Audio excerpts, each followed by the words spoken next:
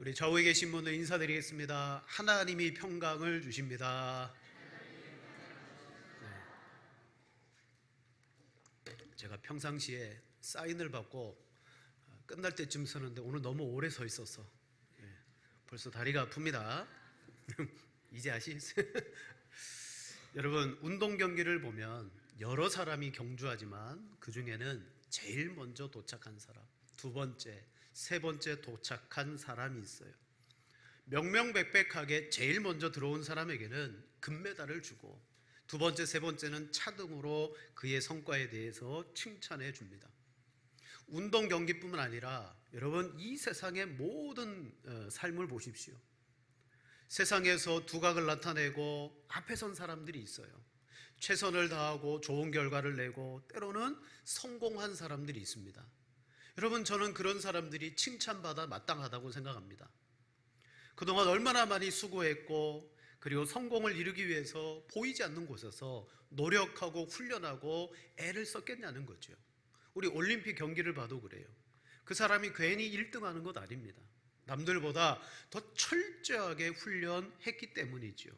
그래서 우리는 최선을 다해서 좋은 결과를 보인 사람들을 마땅히 칭찬하고 그들의 수고에 대해서 인정해 주어야 돼요. 여러분, 우리 하나님도 그렇습니다. 하나님은 심은 대로 거두시는 분이시다라고 말하죠. 갈라디아서 6장 7절에 말합니다. 스스로 속이지 말라. 하나님은 업신여김을 받지 아니하시나니 사람이 무엇을 심든지 그대로 거두리라. 여러분, 우리 뭘 심어야 될까요? 8절에 말합니다. 자기 육체를 위하여 심는 자는 육체로부터 썩어질 것을 거두고 성령을 위하여 심는 자는 성령으로부터 영생을 거두리라. 아멘. 우리 하나님도 우리의 수고와 노력에 대해서 반드시 거두게 하시는 분, 인정하시는 분이라고 말씀합니다. 이것을 증명하는 비유가 있는데, 여러분, 복음서를 보면 세 개의 품꾼들의 비유가 나와요. 문화의 비유, 달란트의 비유, 오늘 포도원 품꾼의 비유, 세 개의 품꾼의 비유가 나오는데, 문화를 받은 품꾼, 달란트를 받은 품꾼의 비유가 공통적인 내용을 말합니다.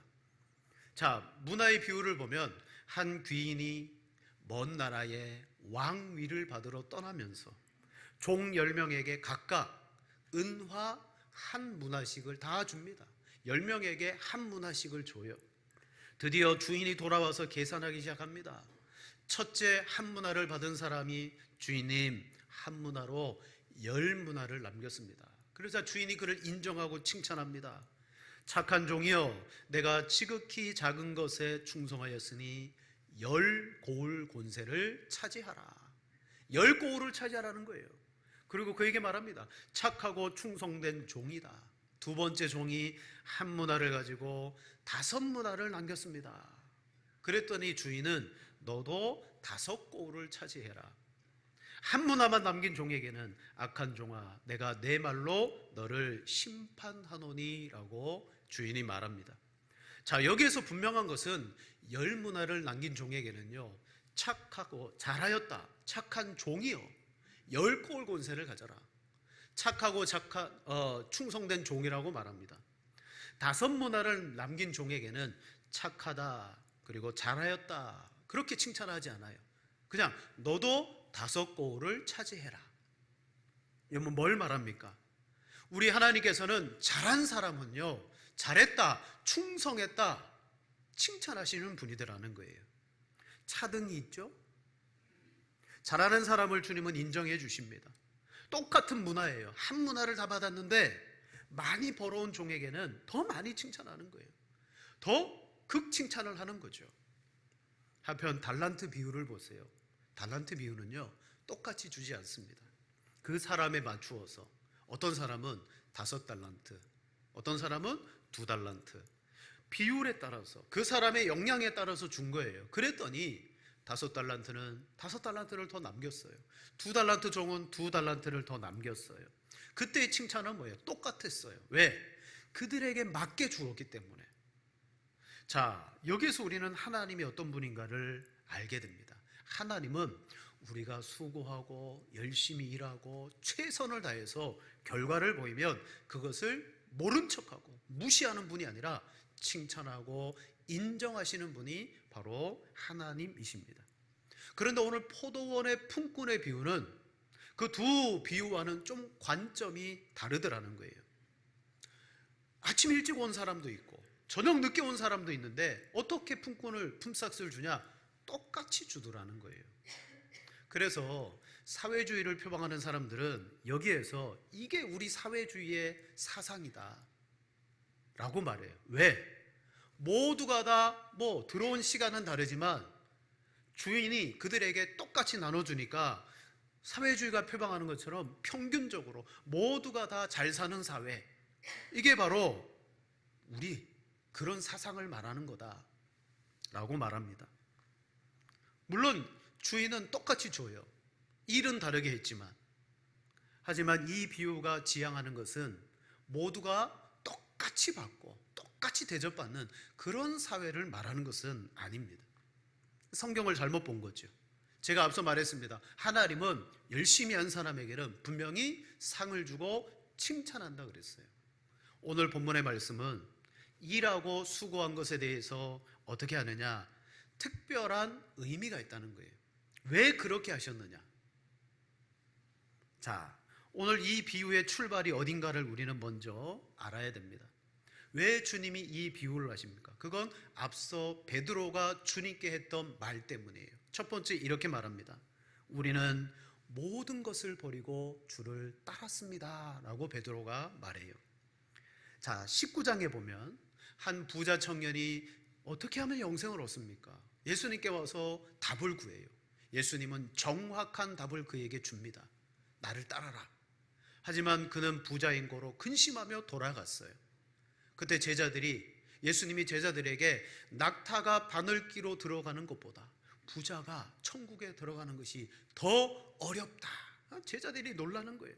그럼 누가 구원을 받을 수 있습니까? 사람으로서는 할 수 없으되 하나님은 하시느니라. 그때 베드로가 이렇게 말합니다. 우리가 다 버리고 주를 쫓았으니 우리가 무엇을 얻겠습니까? 이 말이에요. 저 부자 청년은 주님을 따르지 않고 떠나갔지만 우리는 주님을 쫓았습니다. 우리에게는 무엇이 있겠습니까? 그러자 예수님이 베드로에게 약속합니다.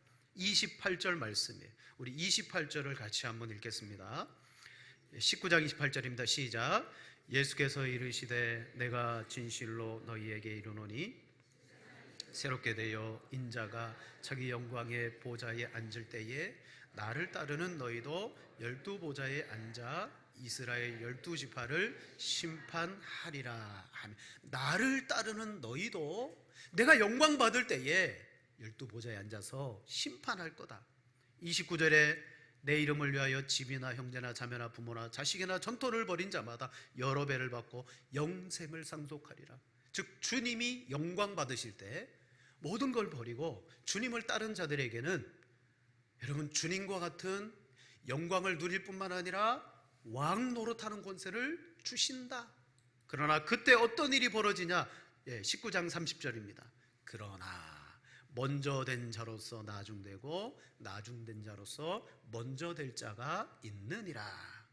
여러분 오늘 포도원의 비유는요 바로 주제 구절이 되는 이 말씀이 뭔가를 말씀하는 거고 이 말씀이 가리키는 것은 그 영광 받으시는 그때에 어떤 일들이 일어나고 있는가. 자, 그럼 영광의 때가 언제입니까? 인자가 영광을 받을 때에 우리는 보통 예수님께서 이 땅에 재림하시고 새하늘과 새 땅이 완성되면 그때가 영광의 때라고 생각하는데 예수님은 끊임없이 말합니다. 인자가 영광을 받을 때가 왔다. 바로 예수님의 십자가와 부활이 영광이더라는 거예요. 십자가와 부활을 통하여 예수님은 하나님 우편에 앉으십니다. 자, 히브리서 12장 2절에 말합니다. 믿음의 주요 또 온전하게 하시는 이인 예수를 바라보자. 그는 그 앞에 있는 기쁨을 위하여 십자가를 참으사 부끄러움을 개의치 아니하시더니 하나님 보좌 우편에 앉으셨느니라. 아멘. 기쁨을 위해 십자가를 참으시고 부끄러움을 개의치 않았을 때 하나님 보좌 우편에 앉았다. 즉 그 보좌 우편에 앉고 통치하는 것이 영광입니다. 근데 그게 무엇으로 이루어집니까? 바로 영광은 예수님의 십자가의 죽으심과 부활을 경험했을 때, 그것이 바로 영광이라는 거예요. 그럼 예수님은 지금 뭐합니까? 스데반이 바라봤을 때 하나님 보좌 우편에 예수님이 서 계신 것을 보았어요. 지금이 영광을 받으시는 때라는 거예요. 즉 예수님의 십자가와 부활, 승천 이후에 영광을 받으시고, 지금도 그 영광의 부름을 받은 사람들도 그 영광에 참여하는데, 그게 누구냐? 사도행전에 보면 성령 강림과 함께 이루어진 교회다. 여러분, 오늘 말씀의 배경은 주님이 영광을 받으실 때인데, 구체적으로 말하면 교회가 부름을 받고 바로 교회가 주님과 함께 영광을 누릴 존재들이다. 그러나 그 교회 속에 먼저 된 사람 중에 나중되는 사람, 나중되는 사람 중에 먼저 되는 사람이 있을 것을 말합니다. 자, 이 주제는 무엇으로부터 출발됐습니까? 주여, 우리가 다 버리고 주님을 쫓았습니다. 우리는 무엇을 얻겠습니까? 라는 베드로의 질문으로 바로 이 말씀이 시작됩니다. 그때 예수님은 포도원과 포도원 주인의 이야기를 해요. 여기에서 지금 바로 이 영광을 받고 영광을 누리는 이 때가 무슨 때냐? 하나님께서 지금 은혜를 베풀어 주고 계시다. 두 번째로 우리가 봐야 될 것은 바로 이 영광의 때는 하나님이 은혜 베풀어 주고 계시는 이 구원의 때라는 것을 말합니다. 자, 포도원 주인이 품꾼을 구하러 이른 아침부터 나갑니다. 우리가 잘 알듯이 이 주인은 세상에 흔히 보이는 악덕 고용주가 아니에요. 어떻게 하면 악덕 고용주들은요, 일꾼을 통하여서 더 많이 효율적으로 저들로부터 이윤을 얻어낼까? 근로자들을 막 억압하고 착취하는데, 오늘 이 포도원 주인은요, 어떤 일을 하냐면, 한마디로 말하면 그냥 은혜를 베푸는 일을 해요. 물론 포도원에 들어와서 일을 시키지만 그 일 자체가 뭐냐면 은혜를 베푸는 일이었어요. 자세히 보면 포도원 주인은 먼저 이른 아침에 나간 포도원 주인과 같다 그랬어요. 아, 오늘 포도를 수확해야 되는데 일꾼을 데리러 가야 되겠다. 근데 보통 주인이 나가지 않아요. 밑에 종을 시켜가지고 가서 일꾼 좀 데리고 와라 그러는데, 이 포도원의 주인은 주인이 직접 가는 거예요. 직접 나가가지고 이른 아침에 일꾼을 불러 들어왔습니다. 그런데 오늘 말씀 3절에 보니까 또 제3시에 나가보니 라고 했어요. 제3시면 보통 우리 시간으로 오전 9시쯤 됩니다. 자, 이제 우리 시간으로 얘기할게요. 이른 아침에 나가서 일꾼을 데리고 왔어요. 근데 9시에 나가보니까 아직 놀고 서 있는 사람들이 있습니다. 주인은 너희들 포도원에 들어와서 일해라. 정오 12시에 나가봅니다. 일꾼들이 있는 거예요. 너희들 들어와라. 3시에, 그리고 이제 작업을 1시간 남겨놓고, 끝나기를 1시간 남겨놓고 나가보니까 또 놀고 섰는 거예요. 그래서 포도원 주인이 뭐합니까? 너희도 들어와서 일해라. 여러분, 세상에서 이런 주인이 있을 수 있을까요? 이 주인은요, 품삯을 주기 위해서 마지막까지 그들을 부르고 있습니다. 이 포도원 주인은 분명 하나님이십니다. 그리고 지금 하고 있는 일이 뭐예요? 그냥 일꾼을 데려다가 일 시키려고 하는 게 아니라, 포도원 주인은 아무 일 없이 가치가 없고 아무도 써주지 않는 그 사람들에게 뭘 하고 계시냐? 자비를 베풀고 있어요. 은혜를 베풀고 있어요. 이른 아침 들어온 사람에게도 실은 자비를 베푼 거예요. 맨 마지막에 들어온 사람들은 더 그들이 경험하기에, 야, 나 같은 사람도 써주네? 자비를 베푼 거예요. 왜? 세상에는 그런 사람들 안 써주거든요. 다 이유가 있어요. 왜 저 사람 데려가지 않지? 찾아보면 이유가 있는데, 이 포도원 주인은 그를 써줘요. 그는 누굽니까? 오늘날로 말하자면 독지가예요. 하나님은 자비를 베푸시는 일을 오늘 하고 계신다. 그걸 우리에게 말합니다. 그러면 부름받은 품꾼들은 누굽니까? 정통적으로 이렇게 해석해요. 먼저 부름을 받은 사람들은 유대인들 중에 바리새인, 사두개인, 서기관들일 것이다. 그들이 먼저 부름을 받았는데 나중에 들어온 사람, 세리, 창기, 죄인들, 그들이 나중에 들어와서 그들과 같은 공동체 안에 하나님 안에 머물러 있는 것을 보면서 그들이 시기하고 불평한 것이다, 그렇게 해석했어요. 그런데 아니에요. 여러분, 포도원 주인의 활동을 보면 먼저 온 사람이나 나중 온 사람이나 똑같이 주인의 은혜를 입은 사람들이에요. 호의를 입은 사람들입니다. 자, 앞서 부자 청년을 보세요. 어떻게 해야 영생을 얻습니까? 주인 예수님이 말합니다. 나를 쫓아라. 분명히 그에게 은혜를 베푸시기 위해서 초청했지만 이 부자 청년은 예수님의 초청을 거절했어요. 자, 이 부자 청년은 포도원 안에 들어온 사람입니까? 못 들어온 사람입니까? 못 들어온 사람이에요. 그렇다면 이 품꾼들은 서기관, 바리새인, 사두개인, 제사장들, 그들은 예수님이 그들을 초청했을 때 하나같이 예수님을 거부하고 그 은혜 주심을 거부했던 사람들이에요. 제일 먼저 들어온 사람들은요, 바리새인이나 세리들이 아니라 누구를 가리킵니까? 인자가 영광을 받으심과 동시에 하나님의 그 복음을 듣고 교회 안에 들어온 저와 여러분들인 성도들을 말하는 거예요. 동일한 약속을 주시잖아요. 한 데나리온. 여러분 중에 다른 약속 받고 들어오신 분 계세요? 주 예수를 믿으라, 그리하면 너와 내 집이 구원을 얻으리라 그랬는데 우리는 그 약속 믿고 들어온 거예요. 그 약속 외에 여러분에게 특별히 다른 약속을 주시고 나를 쫓아라, 천국 가는 것도 있겠지만 너에게는 플러스 알파를 주겠다, 또 다른 약속 받고 들어오신 분 계세요? 없잖아요. 우리는 동일한 약속과 하나님의 부르심의 은혜를 받고 이 안에 들어왔어요. 바로 예수님의 영광 받으심, 십자가와 부활로 인하여 하나님의 자녀가 된 교회가 포도원인 거고, 이른 아침 먼저 부름을 받은 사람도 있고 나중에 부름을 받은 신자들도 있다는 거예요. 우리가 누구냐? 우리 모두가 다 품꾼이에요. 세 번째로, 그러나 포도원 안에 우리가 은혜로 부름을 받았음에 불구하고 나의 공로를 드러내는 사람이 있더라라는 거예요. 부자 청년이 떠나가고 베드로가 예수님께 분명히 말합니다. 보소서, 우리가 모든 것을 버리고 주를 따라싸운데 그런즉 우리가 무엇을 얻으리까? 여러분, 베드로는요, 교회로서 가장 먼저 부름을 받은 사람입니다.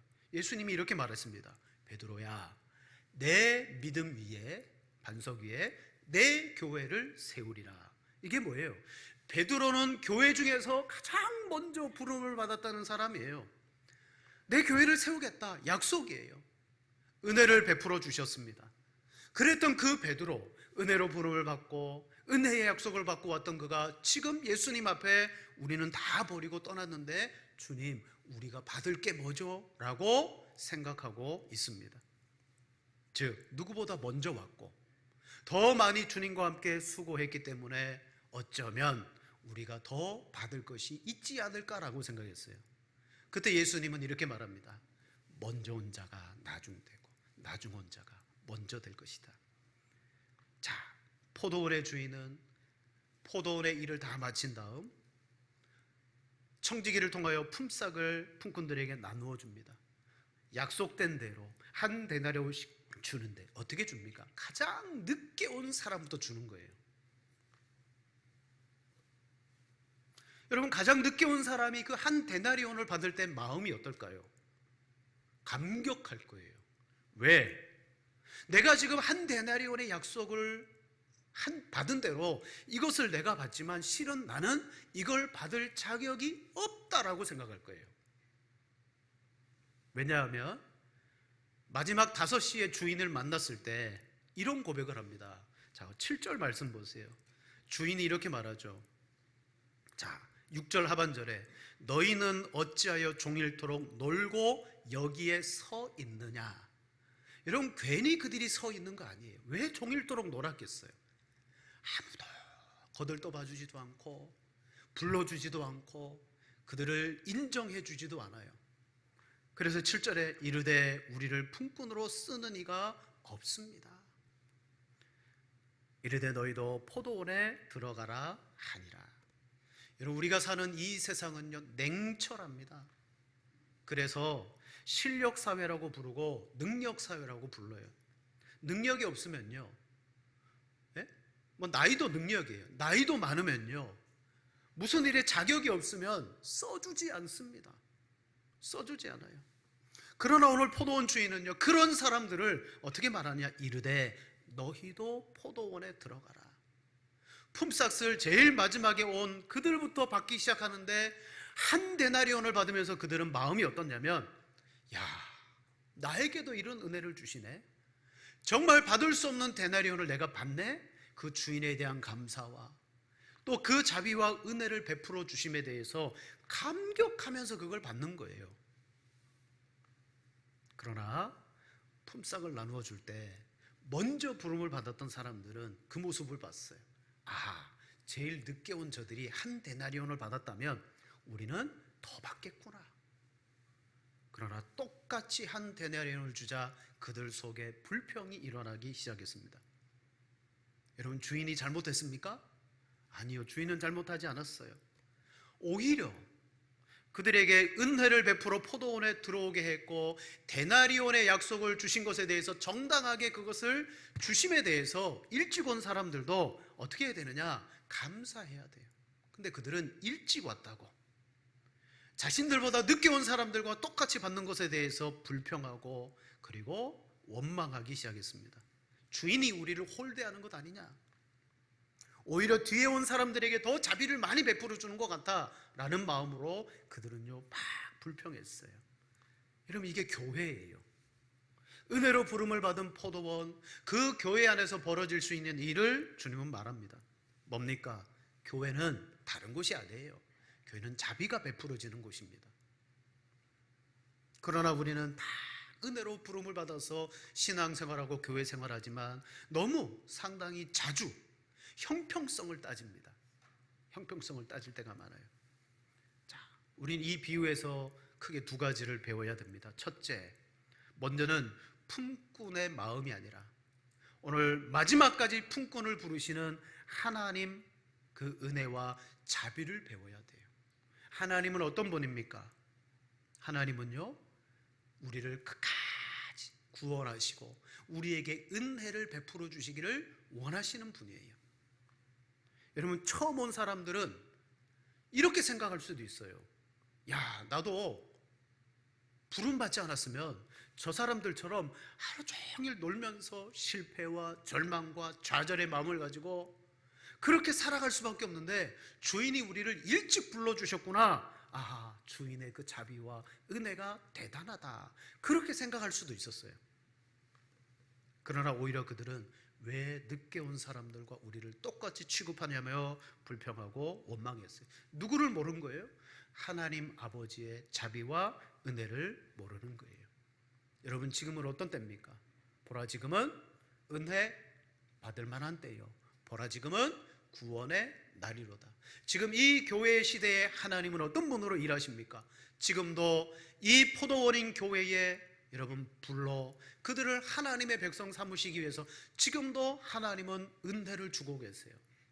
여러분, 먼저는 그 하나님께서 나를 불러주셨다라는 그 은혜와 그 사실에 대해서 감격하실 수 있는 여러분 되기를 축복합니다. 우리는 그것으로 예배해야 돼요. 아니, 그 은혜와 감격이 없으면 이 예배를 드리면서 내가 교회를 위해서 무슨 일을 했는데 그러면서 내가 한 것 공로만을 생각하면서 있다면 여러분 그런 예배를 하나님이 기뻐하지 않으시죠. 자, 우리는 처음 왔든 일찍 왔든 늦게 왔든 누구를 알아야 되냐? 포도원 주인을 알아야 돼. 나에게도 은혜를 베풀고 계셨구나. 하지만 실상은 우리는 어떤 존재입니까? 주님을 따를 때 나를 따르려고 하느냐? 그렇다면 너희는 너희 자신을 부인해라. 여러분, 우리를 불러주셨을 때 주님 분명히 말했습니다. 너희 자신을 부인해라. 그러나 우리는 신앙하면서 나의 공로와 나의 노력을 인정받으려고 해요.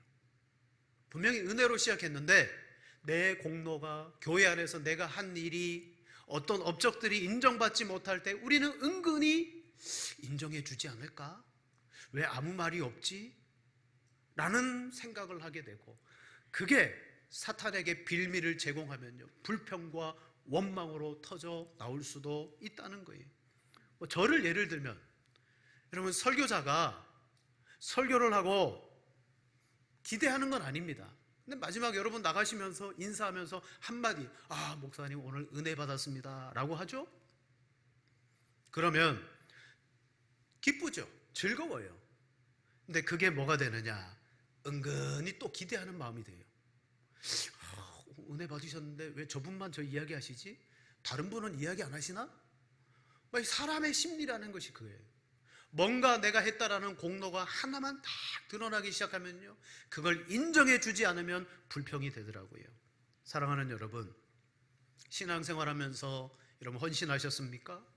또 교회를 위해서 남들이 하지 못하는 놀라운 업적을 여러분이 하신 것이 있습니까? 그럴 때 그 업적이 여러분의 공로가 되지 아니하고 하나님이 나 같은 죄인을 불러주신 그 은혜에 여러분 감사가 먼저 나오는 우리들이 되어져야 될 줄로 믿습니다. 바로 자기 부인의 습관화가 돼야 되는 거예요. 여러분, 오늘 본문에 포도원에 들어와 있는 사람들은 다 구원받은 사람이에요. 나중된다고 그들이 구원 못 받는 거 아니에요. 구원 받아요. 근데 문제는 뭐예요? 먼저 된 사람들은 어떤 사람들이냐? 하나님의 은혜만을 바라보고 그 은혜에 감격하는 사람들이에요. 그것으로 신앙하는 사람들이에요. 근데 먼저 오기는 왔는데 왜 나중됩니까? 그 은혜를 잃어버리고 자기의 공로가 생각나는 사람이에요. 그런 사람들이 교회 안에서 나중됩니다. 여러분, 자기 부인의 습관화가 되지 않으면 가끔 한 번씩 헌신하잖아요. 그 헌신이 공로가 되고 헌신한 그것 때문에 교회로부터 인정받기를 원해요. 가령 예를 들면 부모님께 형제들 중에 알게 모르게 그냥 매달 꼬박꼬박 내가 하고 싶어서 부모님께 잊지 않고 꼬박꼬박 용돈을 드리는 자식이 있어요. 근데 어떤 자식은 평생 용돈 안 드리다가 어느 날 다른 형제들은 용돈 주는 것 같은데 나는 안 드리네. 그러다가 이번에 한번 거창하게 한번 하자. 그래가지고 거금을 부모님께 용돈을 드렸어요. 누가 의식할까요? 누가 용돈 준 거에 대해서 의식하죠? 바로 거금을 한 번 드린 사람. 부모님께 알아주기를 원하고 나 이런 거 했다라고 스스로 자기를 드러내고, 그러나 아무 소리 없이 그냥 습관화가 돼가지고 했던 자식은요, 부모님 용돈 드린 게 공로가 아니에요. 부모님이 나에게 해준 게 얼마나 큰데 나 이거밖에 못하네? 오히려 부족한 게 느껴지는 거예요. 그게 뭡니까? 자기 부인을 잃어버리면 자기 공로가 나타나는 거예요.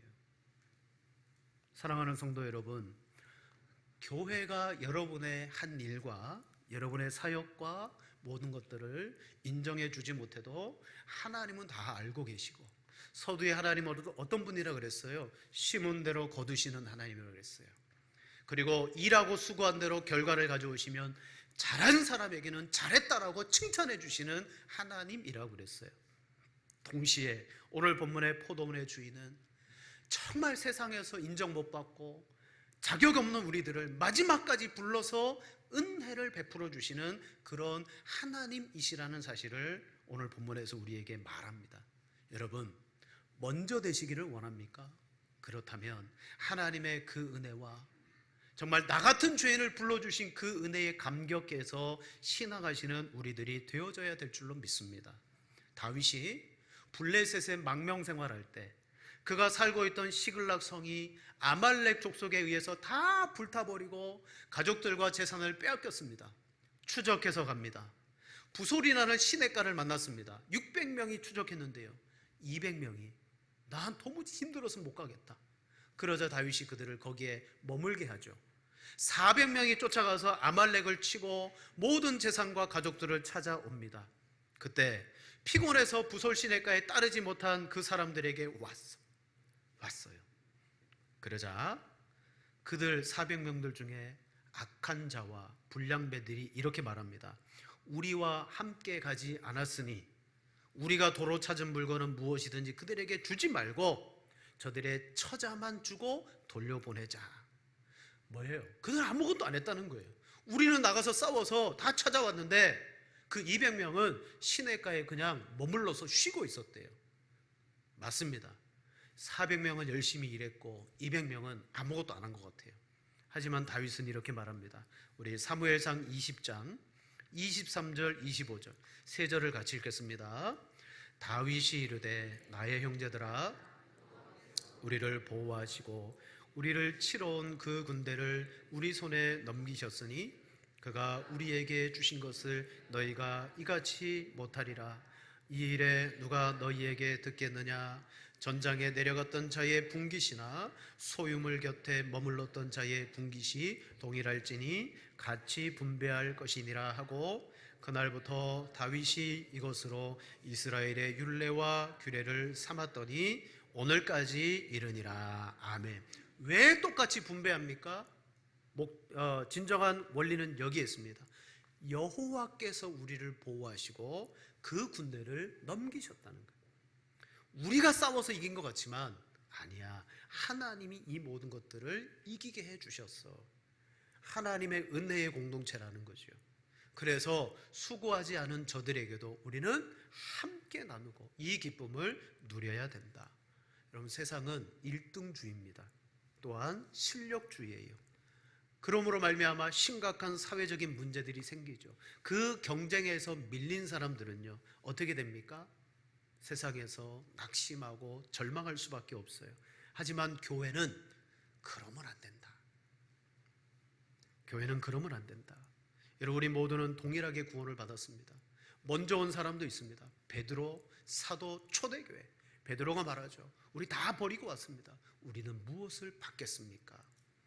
자, 예수님은 그에게 말합니다. 이미 주님은 너희에게 은혜를 베풀어 주고 계시니까 걱정하지 말고 그 은혜에 감격해라. 여러분, 은혜에 감격하면요 먼저 와서 수고한 이들보다 더 많은 일을 할 수 있어요. 은혜가 되면. 그래서 바로 주님이 세우신 교회를 한마디로 표현한다면 이렇게 말할 수가 있습니다. 한번 따라해 봅시다. 은혜가 공로를 능가한다. 교회는 은혜가 공로를 능가해야 돼요.